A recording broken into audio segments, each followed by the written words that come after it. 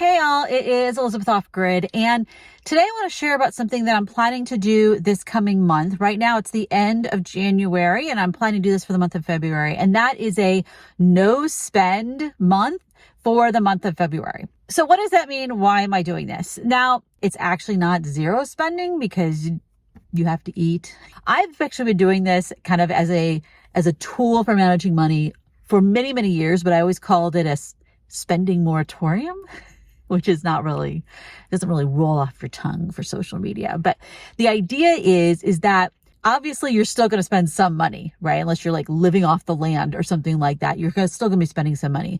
But the idea is that you pre-decide before the month or year or whatever the no spend time frame is for you, how you will spend money during that time period. The purpose of this really is to not just spend less money, even though a lot of times that will be what happens, but is to kind of get a handle on the things that you buy that you don't need, that you don't actually want, but you bought it impulsively, and then all of a sudden you have all this stuff. It is to help you make good decisions about spending money on things that you actually need and also enjoy and really get a lot out of versus these kind of random decisions. I think especially in the age of ordering stuff randomly off of Amazon, it is very easy to get an idea that you want something and buy it immediately.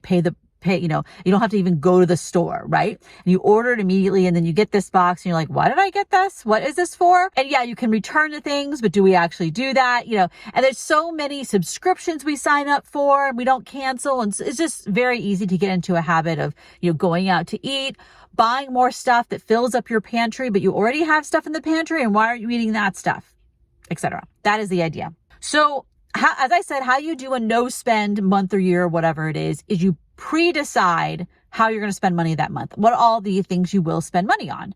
And that way you can track, did you actually go by those rules? Because obviously something could happen, but you're supposed to actually incorporate the things that might happen. So I'm going to go over what my rules are. Obviously, I'm going to still pay my bills and all that stuff.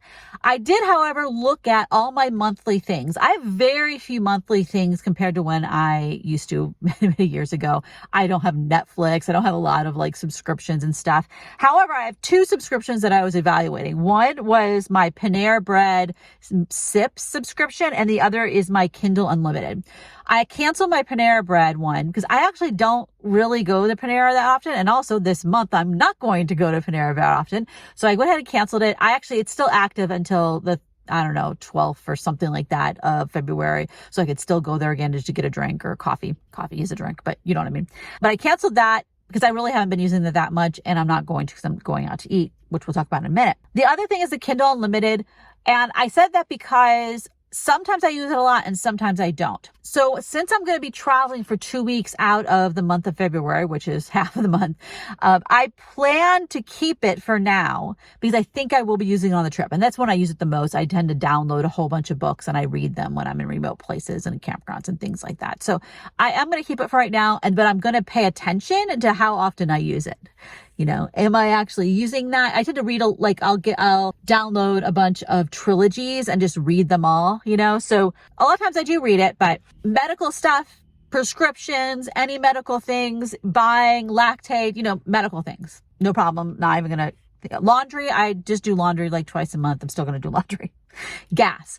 So someone could do this no buy, someone who lives in a vehicle, and then decide they're not going to go anywhere. And that's one of the ways they're going to save money. I'm not doing that. I'm just going to buy whatever gas I need. I am going on a trip that will probably be buying a lot of fuel. So gas is something that I'm going to buy. Camping. So as I said, I'm going to be going on a trip. For the most part, I'm going to be staying at rest stops and, dispersed camping, Walmart, whatever. But I am budgeting in $20 for camping. So there are some BLM campgrounds that are either $5 or $10 a night. And I might stay at one of them for a couple nights just to kind of give myself a break to relax and things like that. Maybe. We'll see. I'm not going to decide that for sure ahead of time, but I'm giving myself a budget of $20 to spend on that. So that's no big deal. Food. So I'm going to buy produce, fresh produce. I will buy cheese. I will buy lunch meat. Besides that, the only other food I'm going to buy is stuff to replace things that I eat. So I'm not going to buy more bread until I eat all my bread. I'm not going to buy more rice till I eat all my rice. You see what I'm saying? I tend to stock up on pantry items when I'm at Target or the grocery store or whatever, because I'll see something's on sale, whatever. I have so many packets of tuna. I have so many packets of chicken and I have so many packets of salmon.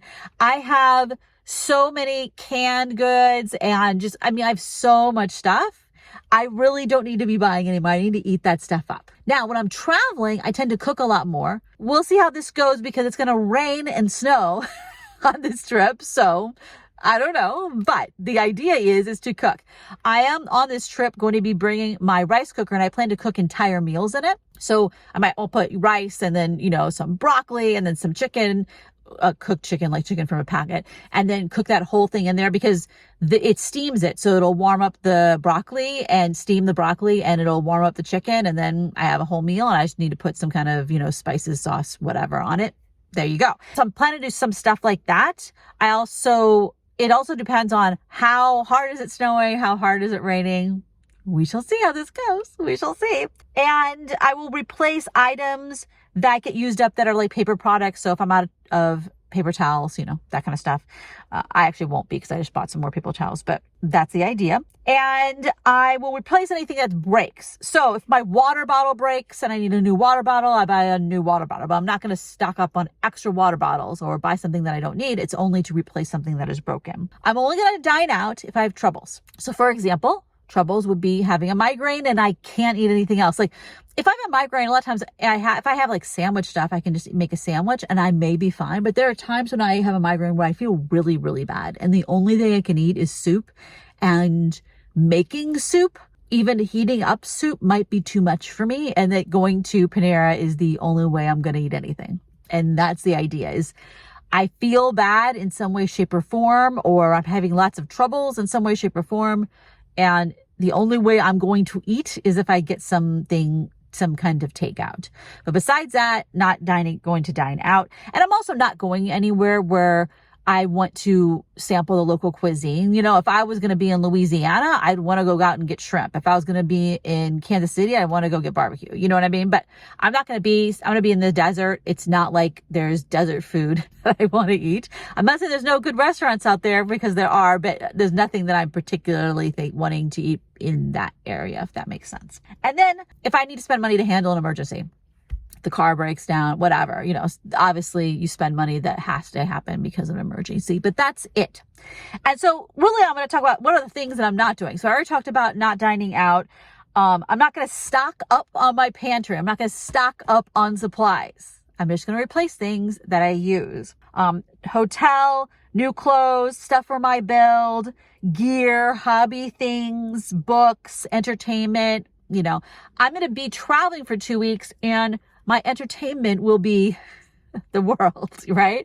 I have a season pass, is that the right word? But anyway, an annual pass to the California state parks, so I can go into state parks for free and I don't have to worry about that.